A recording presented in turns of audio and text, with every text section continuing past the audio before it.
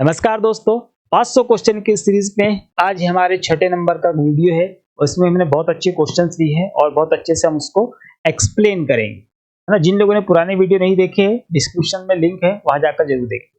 आज का पहला प्रश्न है, आईपी नेटवर्क पर वॉइस कम्युनिकेशन के लिए खालिस्तान का उपयोग किया जाता है ना। आईपी नेटवर्क अगर हम लोग यूज कर रहे हैं तो उसमें वॉइस कम्युनिकेशन के लिए हम लोग किसका उपयोग करते हैं। यहाँ पर हमारे पास में चार ऑप्शन दिए हैं, है ना। यहाँ पे दिया है वीओआईपी, एसएमटीपी, टीसीपी/आईपी और पीओपी। देखिए है तो सारे क्या प्रोटोकॉल है ना, नियमों का समूह है, लेकिन हम लोग वॉइस के लिए किस प्रोटोकॉल का यूज करते हैं। तो यहाँ पर है वॉइस इंटरनेट प्रोटोकॉल, है ना, मतलब वो वीओआईपी, वॉइस इंटरनेट प्रोटोकॉल। और हम इसी प्रोटोकॉल का यूज करते हैं वॉइस ओवर के लिए, है ना। वॉइस ओवर इंटरनेट प्रोटोकॉल कहाँ यूज करते हैं हम, वॉइस कम्युनिकेशन के लिए।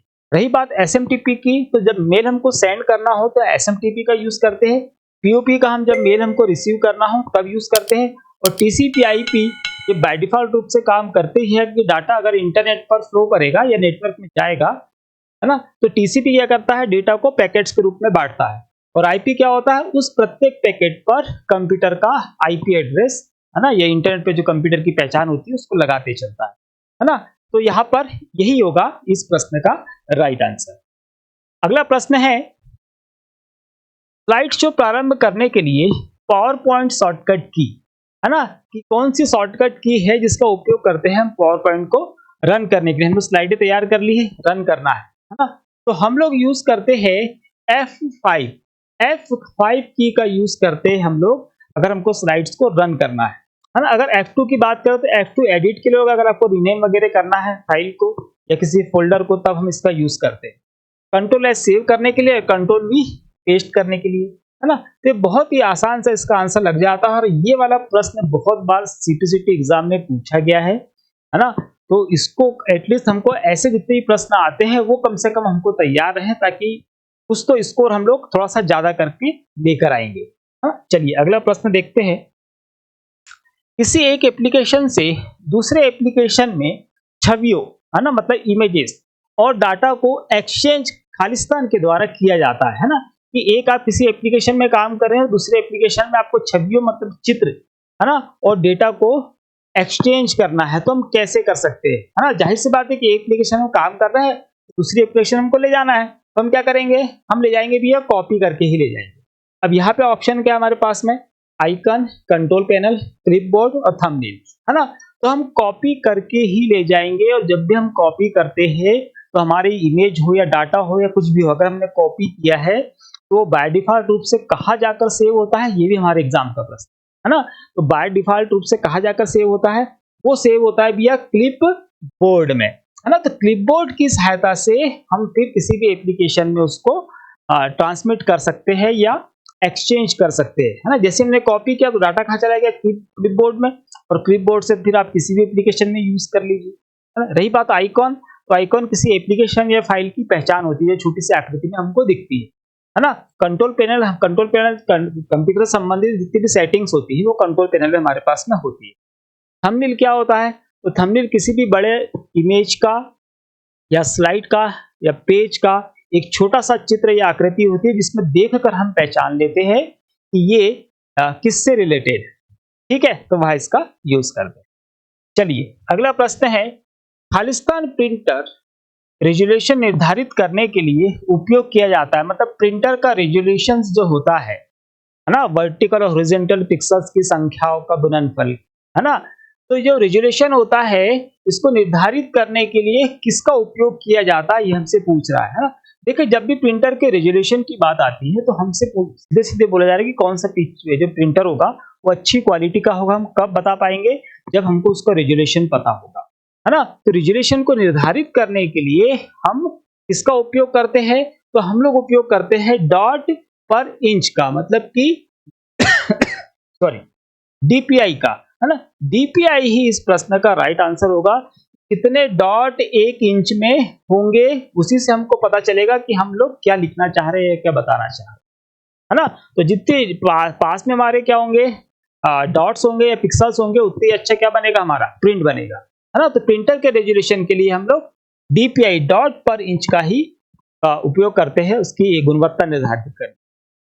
चलिए अगला प्रश्न है, तीसरी पीढ़ी के कंप्यूटर किस पर आधारित थे? थर्ड जनरेशन के कंप्यूटर। देखिए जनरेशन के क्वेश्चन बिल्कुल तैयार करके जाइए, यहाँ से कोई ना कोई प्रश्न बिल्कुल आता है। टोटल 5 जनरेशन है, ऊपर से हम 3 जनरेशन में देख लो तो ज्यादा प्रश्न बनते हैं और चौथी और पांचवी में कम प्रश्न बनते हैं, है ना, पर प्रश्न बनते तो है, तो उसको बिल्कुल तैयार करेंगे। थर्ड पीढ़ी में कंप्यूटर की किस पर आधारित है? तो देखिए वैक्यूम ट्यूब है, इसका यूज हमने कहा किया फर्स्ट जनरेशन में किया, है ना। माइक्रो प्रोसेसर, इसको हमने थर्ड जनरेशन के लास्ट में यूज किया है। ट्रांजिस्टर, ये हमारे पास सेकंड जनरेशन है, ये फर्स्ट जनरेशन है, ये थर्ड जनरेशन के लास्ट में, है ना। फिर है एकीकृत सर्किट, तो एकीकृत सर्किट जो है इसी को हम लोग बोलते हैं क्या? इसको बोलते हैं हम आईसी, है ना। थर्ड जनरेशन में हमने किसका यूज किया? आईसी का यूज किया, इंटीग्रेटेड सर्किट, और यही बोल रहा है एकीकृत सर्किट, है ना। और इसी में हमने लास्ट में हमको क्या मिला है? माइक्रो प्रोसेसर मिला है, जो कि आईसी पर ही आधारित था, है ना।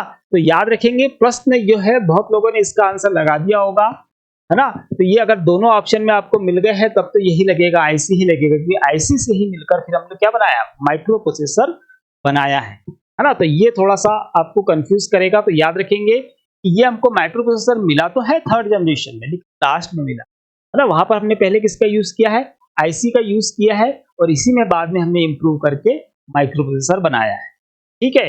और वो भी किस पे आधारित है? आईसी पर ही आधारित है, इसलिए आईसी या एकीकृत सर्किट जो है यही इसका राइट आंसर होगा। अगला प्रश्न है, चुंबकीय डिस्क की एक धुरी जिसे प्लेटर कहा जाता है, जिसमें जानकारी रिकॉर्ड और स्टोर की जाती है, उसे क्या कहा जाता है ना। चुंबकीय डिस्क है ना, और चुंबकीय डिस्क की एक धुरी जिससे प्लेटर कहा जाता है, इसकी जानकारी रिकॉर्ड और स्टोर की जाती है, तो क्या कहलाता है वो? देखिए हमारे पास ऑप्शन है फ्लॉपी, हार्ड डिस्क, स्थायी डिस्क, ऑप्टिकल। प्रश्न किसका है? चुंबकीय डिस्क का, है ना। तो ये आंसर कैसा हो गया? गलत हो गया, ये तो बनेगा नहीं। स्थायी डिस्क की बात करें तो यहाँ पर हम हार्ड डिस्क को रख सकते हैं, है ना। अभी 3 ऑप्शन, क्योंकि फ्लॉपी भी कैसी है? चुंबकीय, तो 3 तो लगभग लगभग सेम है भी हमारे पास में। अब यहाँ पे बोल रहा है हमने चुंबकीय डिस्क, है ना। तो जहां तक चुंबकीय डिस्क की बात है तो हमारा हार्ड डिस्क और फ्लॉपी डिस्क दोनों में चुंबकीय डिस्क होती है, लेकिन फ्लॉपी में क्या होती है? इसमें माइलर की बनी होती है, एक पतली सी झिल्ली टाइप की, उसके ऊपर मैग्नेटिक पदार्थ की लेयर चढ़ाई जाती है ना। तो ये वाला जो ऑप्शन है फिर यहाँ पर नहीं बनेगा।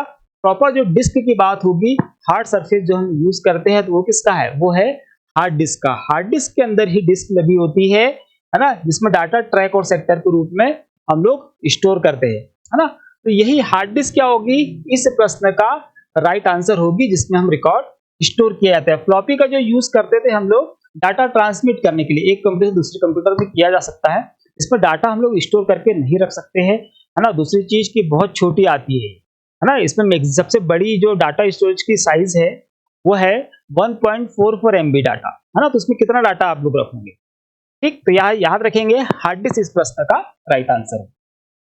अगला प्रश्न है, एमएस वर्ड में पैराग्राफ को सेंटर में अलाइन करने की शॉर्टकट की क्या है? सेंटर अलाइन की शॉर्टकट की, है ना। ये टोटल एमएस वर्ड में कितने तरीके के अलाइनमेंट होते हैं? तो 4 तरीके के होते हैं, है ना। लेफ्ट, राइट, सेंटर और जस्टिफाई। ठीक, तो यहाँ पर ये तो जस्टिफाई के लिए हो गया, ये लेफ्ट अलाइन के लिए हो गया, है ना। ये इंडेंट के लिए होगी, इंडेंट अगर आपको देना है तो हम कंट्रोल एम यूज कर लेंगे। यहाँ पर है कंट्रोल ई, कंट्रोल ई ही वो शॉर्टकट की है जिसका प्रयोग हम सेंटर अलाइन के लिए करते हैं। सेंटर अलाइन बेसिकली क्या होता है? आपका टेक्स्ट होगा या हेडिंग होगा, उसको पेज के बीचों बीच में अगर आपको लेकर आना है, या पैराग्राफ के बीचों बीच में अगर लेकर आना है, तब हम कंट्रोल ई चलाएंगे और वो जो टेक्स्ट होगा वो कहाँ पे आ जाएगा? पेज के बीचों बीच में, है ना। तो ये इसका राइट आंसर है। अगला प्रश्न है, खालिस्तान एक प्रिंटर है जो कागज पर पाठ और छवियों को स्थानांतरित करने के लिए एक केंद्रीय बिंब या प्रकाश का उपयोग करता है ना। ऐसे प्रिंटर के बारे में हमसे पूछा जा रहा है जो प्रिंटिंग करने के लिए केंद्रीय बिंब, है ना, या प्रकाश का उपयोग कर रहा है ना। सीधी सीधी बात करें कि लेजर प्रिंटर की बात कर रहा है, इसमें लेजर का प्रयोग करते हैं, है ना। तो यहाँ पे लेजर प्रिंटर इस प्रश्न का राइट आंसर हो गया। बाकी जो प्रिंटर हमारे पास डीएमपी, ये क्या यूज करता है? ये करता है हैमर स्ट्रोक, हैमर की मार का प्रयोग करता है, और इसमें हम लोग क्या यूज करते हैं? इसमें यूज करते हैं रिबन।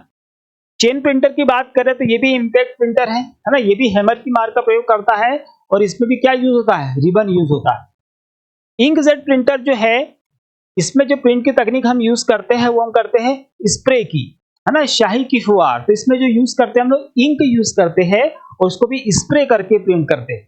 ठीक, तो यहाँ पर हमसे पूछ रहा है केंद्रीय बीम और प्रकाश, तो लेजर ही उसका राइट आंसर होगा। और बाकी के भी जो क्वेश्चन आए और आंसर आपको देना रहे उसका भी हमने आपसे डिस्कस कर लिया है।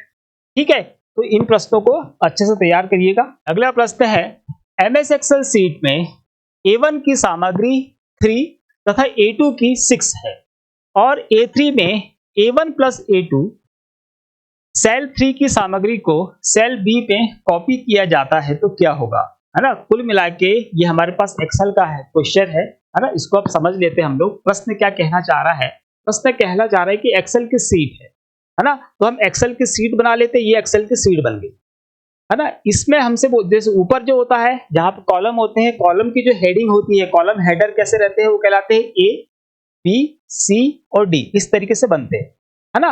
उसके बाद में हमारे पास में ऐसी क्या होती है, रो होती है ना। तो इस रो की जो हेडिंग होती है, रो हेडर जो कहलाता है हमारे पास, वो क्या होते हैं, अल्फाबेट्स होते हैं, 1 2 3 और ये 4। ठीक, एमएस एक्सेल में सीट A1, है ना, मतलब A1 की सामग्री, मतलब A1 मतलब ये वाला, A1 की सामग्री 3 है, A1 की सामग्री कितनी 3 है, तथा A2 की 6 है। अब A2 कौन सा है आपके पास में, ये A, और A2 कितनी है हमारे पास में 6। और A3 में आपने ये वाला फॉर्मूला लगा दिया, है ना। मतलब A3 मतलब यहाँ पे क्या लगाया आपने लगाया इक्वल A1 प्लस A2, ये आपने लगा दिया, है ना। तो यहाँ पर जो आंसर आएगा वो क्या आएगा, ये 3 और 6 को जोड़ देगा, राइट आंसर यहाँ पे क्या आएगा, यहाँ पे आएगा 9। ठीक है, अब बोल रहा है वो कि A3 की सामग्री को सेल B3 में कॉपी किया जाता है। मतलब A3 की ये जो सामग्री है इसको सेल B3, है ना, मतलब ये B और ये B3 यहाँ पर, मतलब यहाँ पे जो भी है उसको कॉपी करेगा और यहाँ पेस्ट कर देगा। ठीक, और अब आपसे बोलेगा वो इस सेल बी में क्या प्रदर्शित होगा। अब हमारे पास में 4 ऑप्शन दिए। देखिए ये प्रश्न दिखने में जितना सीधा है उतना सीधा है नहीं। ठीक है, यहाँ पर उसने क्या लगा दिया, फॉर्मूला लगा दिया, है ना। और यहाँ पर हमने टाइप किया है, यहाँ पे हमने फार्मूला ही टाइप किया है, क्या है, A1 plus A2 equal A1 plus A2 हमने टाइप किया है। और यहाँ पे जो टोटल आ रहा है वो कितना आ रहा है, 9 आ रहा है। ठीक, तो यहाँ पर अगर हमने 9 आंसर लगा दिया इस प्रश्न के अकॉर्डिंग तो गलत हो गया, क्योंकि 9 आंसर कहाँ का है, A3 का है। हमसे क्या बोल रहा है, B3 का आंसर पूछ रहा है, यहाँ का आंसर हमसे पूछ रहा है। देखिए क्या होता है, बस सिंपल चीज याद रखिएगा कि एक्सेल में जहां पर डिजिट हम लोगों ने टाइप करी हुई है, डिजिट जो है हमने टाइप की हुई है, तो वो तो कॉपी हो जाती है सिंपल, है ना। जैसे यहां से कॉपी करके यहां डालते तो यहां पर भी क्या आता, 3 आता, है ना। यहां से इसको कॉपी करते तो यहां पर भी क्या आता, 6 आता। अब अगर हमने यहां से कॉपी किया है और हमारे पास में यहाँ पे और यहाँ पे, है ना, दोनों जगह क्या है, ब्लैंक है, कुछ भी नहीं है, कोई संख्या है क्या यहाँ पर, नहीं है। हमने यहाँ पर जब भी हम कॉपी करेंगे और यहाँ पे क्या लगा हुआ है, यहाँ पे फार्मूला लगा हुआ है ये वाला, तो जब भी हम किसी सेल से फार्मूले को कॉपी करते हैं, है ना, तो अगली सेल में क्या आएगा आपके पास, यहाँ पर फार्मूला ही आया। अब यहाँ पर चूंकि कोई संख्या नहीं है इसलिए इसका रिजल्ट क्या आने वाला है, इसका रिजल्ट आने वाला है 0, है ना। तो यहाँ पर एक्चुअली आपको जब इसका फॉर्मूला लगाएंगे तो यहाँ पे टोटल क्या दिखेगा हमको, यहाँ पे दिखेगा हमको टोटल 9, पर यहाँ पे 9 है क्या, 9 हमने स्ट्रोक लगा के टाइप किया क्या, एंट्री करी है क्या, नहीं करी, हमने वो फार्मूला लगाया है ना। तो यहाँ से जो कॉपी होने वाला ऑब्जेक्ट है वो क्या है, फार्मूला है, तो ये फार्मूला कॉपी होगा। अब यहाँ पे वो फार्मूला पेस्ट हो गया, यहाँ पर फार्मूला जैसे ही पेस्ट करेंगे तो क्या हो जाएगा, वो B1 प्लस B2 हो जाएगा।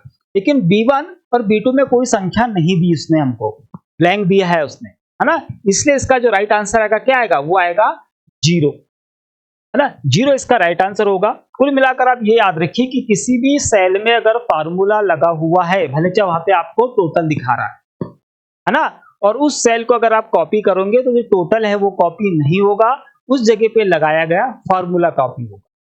ठीक है, तो यहाँ पर 9 टोटल आया होगा, ऐसे कॉपी करके आप यहाँ डालेंगे तो क्या होगा, यहाँ पे फार्मूला कॉपी हुआ। हाँ, यहाँ पे अगर हम एंट्री अगर डालेंगे तो यहाँ पर टोटल फिर आ जाएगा, लेकिन चूंकि यहाँ पे प्रश्न के अकॉर्डिंग कैसी है, दोनों ब्लैंक है, इसमें कुछ भी नहीं दिया है ना, तो टोटल क्या आएगा आपका वो आएगा 0। इसकी प्रैक्टिस करिएगा, जैसा मैंने बताया है ऐसा का ऐसा आप एंट्री करिए, यहां से उठा के फिर कॉपी करके इधर पेज डालना, निश्चित तौर पर आपका आंसर 0 ही आएगा। ठीक है, चलिए अगला प्रश्न है, 2 या 2 से अधिक कंप्यूटर्स को इलेक्ट्रॉनिक रूप से डेटा के संचरण के उद्देश्य से एक दूसरे से कनेक्ट किया जाए, इसे निम्नलिखित में से क्या कहते हैं, है ना। ये क्या करेगा, अगर हमने मान लो 2 या 2 से अधिक कंप्यूटर, है ना, 2 या इससे अधिक कंप्यूटर्स को इलेक्ट्रॉनिक रूप से डेटा संचारण मतलब डेटा ट्रांसमिशन के उद्देश्य से एक दूसरे से कनेक्ट कर दिया, इसे निम्नलिखित में से क्या कहते हैं। जब भी ऐसा होगा ये 2 से अधिक कंप्यूटर को हम आपस में जोड़ेंगे तो किसका निर्माण होता है ना। बिल्कुल, जब भी 2 या 2 से अधिक कंप्यूटर को हम लोग जोड़ते हैं तो नेटवर्क का निर्माण होता है और नेटवर्क ही इसका राइट आंसर होगा। अब उसमें हम लोग इलेक्ट्रॉनिक रूप से डाटा ट्रांसमिट कर सकते हैं। ठीक, ग्रुपिंग होगी नहीं, पुस्तकालय लाइब्रेरी बनेगी नहीं, एकीकृत प्रणाली इंटीग्रेटेड सिस्टम नहीं है। ठीक है, ये कैसा है, 2 या 2 से अधिक कंप्यूटर को जब भी हम जोड़ेंगे तो किसका निर्माण करते हैं, वहां पर नेटवर्क। अब नेट बन गया, नेट के अंदर हम वर्क कर सकते हैं। ठीक है, चलिए उसको याद रखिए। ठीक, तो ये हो गए आज के प्रश्न, कल फिर मिलेंगे नए प्रश्नों के साथ। लेकिन आप जो पुराने प्रश्न हम लोगों ने दे दिए हैं उसकी प्रैक्टिस लगातार करते चलिए। यहाँ पे यहाँ पे एक्सेल का प्रश्न आया है तो उसकी प्रैक्टिस करिए, है ना। कल देखेंगे और थोड़े से एक्सेल के वर्ड के क्वेश्चन ज्यादा लेकर आएंगे जिससे हमारी तैयारी और अच्छी हो जाए। ठीक है, तो मिलते हैं जल्द किसी और वीडियो के साथ, तब तक के लिए जय हिंद।